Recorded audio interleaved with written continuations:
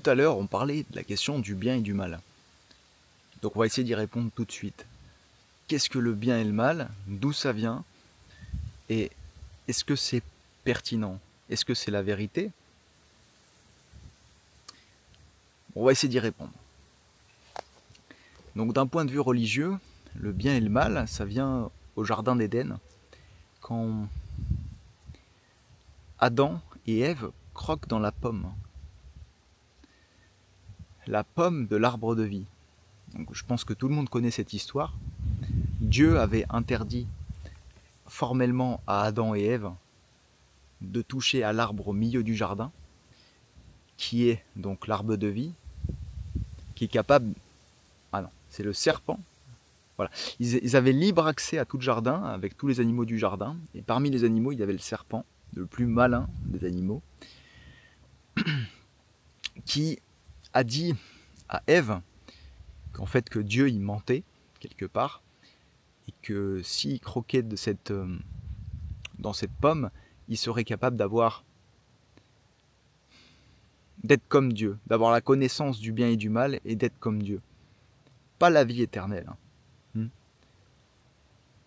Et c'est pas l'arbre de la vie non plus. Il y a deux arbres. C'est l'arbre de la connaissance du bien et du mal dont il croque. Peu de gens le savent, mais si tu lis bien le passage, il y a un autre arbre dans le jardin qui s'appelle l'arbre de la vie. Et donc l'arbre dans lequel il croque, Adam et Ève, donc c'est la femme, c'est Ève qui propose la pomme à Adam, qui écoute le serpent, donc voilà, c'est pour ça, on dit après, les femmes sont plus enclines à écouter le serpent. Bon, ils ont tous les deux croqué dedans, hein. Il aurait pu dire à Adam, à Ève, bon écoute, je croque pas dedans. Mais ils ont été curieux, ils ont croqué dedans. Mais déjà aussi c'est curieux cette affaire de Dieu qui dit, bon bah, je vous interdis, vous avez droit à tout, mais je vous interdis de croquer dans un fruit. Tu vois, c'est assez sadique de dire à un gamin, écoute, tu peux faire ce que tu veux,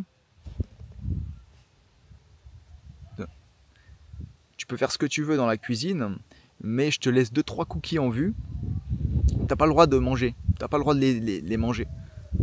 Personne ne fait ça, c'est sadique. Donc Dieu déjà, bon, c'est Dieu, on dit rien. Dieu, il a le droit de faire ça. Le serpent, il arrive, et donc il convainc Adam et Ève de croquer dans la pomme. Et à partir de ce moment-là, ils ont effectivement la connaissance du bien et du mal, et ils se font chasser du jardin par Dieu. En fait, ils s'aperçoivent qu'ils sont nus, voilà. Et ils sentent de la honte, ils sentent des émotions. Quelque part, tout ce qui nous rend humains, ils le sentent à ce moment-là. Et puis ensuite, ils se font chasser du jardin, et voilà, la vie sur Terre commence. Donc où est-ce qu'il était ce jardin? Il était sur Terre? Il y a plein de questions qui se soulèvent. Donc la connaissance, le bien et le mal vient de là-bas. Alors après, il y a l'autre extrême qui dit, il n'y a ni bien ni mal. Donc c'est ok de faire des guerres, c'est ok de tuer des gens, c'est ok de faire du mal, parce qu'il n'y a pas de bien, il n'y a pas de mal. Bon, bah soit, ok. Et après, il y a des propos un peu plus nuancés qu'on trouve dans le bouddhisme. Ils disent, bon, il n'y a pas forcément de bien et de mal, mais il y a des actions qui mènent à des conséquences. Et moi, ça, c'est ce que j'aime. C'est ce que j'aime comme philosophie de vie. Si on voit, peut-être ce sera mieux comme ça. Des actions qui mènent à des conséquences. C'est-à-dire que penser en bien, penser en mal tel qu'il est, je suis pas sûr que ce soit une excellente idée, parce que ça peut nous brider, si tu veux. On peut se dire, on va faire tout bien, on va être le chrétien parfait, et puis on se retrouve à être le pharisien dans la Bible. Le pharisien, pour rappel, était parfait. C'était un peu les religieux d'aujourd'hui, c'est tout bien. Mais au regard de Dieu, il n'était pas parfait. Et il y a plein d'exemples dans la Bible où Dieu finalement préfère le pécheur qui se repent, donc celui qui a péché, plutôt que le religieux parfait. Donc moi je suis pour qu'on expérimente la vie, qu'on fasse des actions. Souvent on sent, enfin pas au début, en vieillissant on sent un petit peu quelles actions vont être bénéfiques pour nous et quelles actions vont être négatives. Et moi je t'invite pas à te restreindre, je t'invite juste à expérimenter. Essaye. Même si tu as des idées un petit peu farfelues par la tête, essaye. Voilà. Des fois tu peux être surpris. Des fois tu as une action, tu penses c'est un péché, c'est pas bien de la faire, et tu vas en tirer une bonne leçon.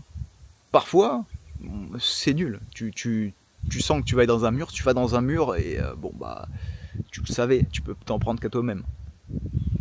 Voilà. Mais des fois on est surpris. Des fois on va dans le chemin un peu tortueux, un peu interdit, et puis il en résulte une bonne expérience. Mais pas toujours. Mais c'est comme ça qu'on apprend. Donc moi je pense que voilà, il faut en retenir ça du bien et du mal. Pas le voir comme des règles absolues, ça c'est bien, ça c'est mal. Parce que si on dit ça c'est bien, ça c'est mal, c'est risqué à plein de points de vue. Tu prends par exemple le sport. Et pour progresser, tu es obligé de passer par de la douleur.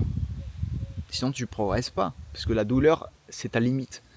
Et quand tu flirtes avec la limite, tu peux la dépasser ensuite. Tu peux exploser la barrière de la limite, la douleur, et tu vas plus loin.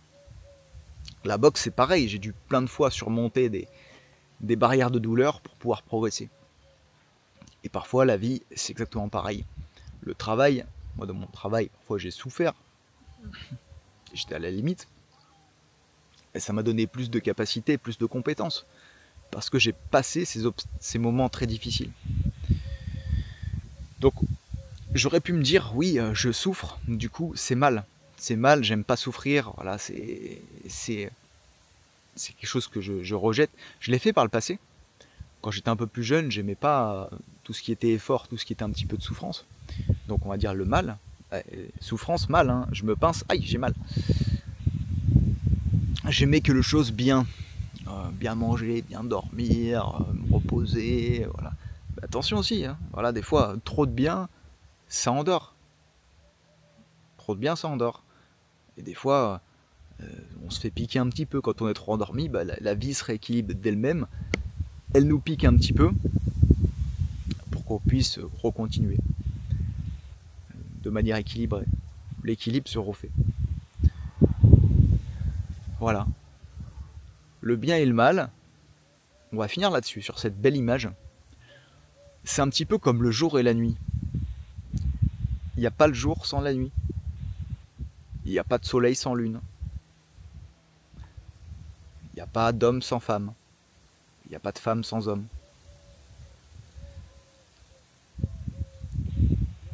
Il n'y a pas d'ombre sans lumière.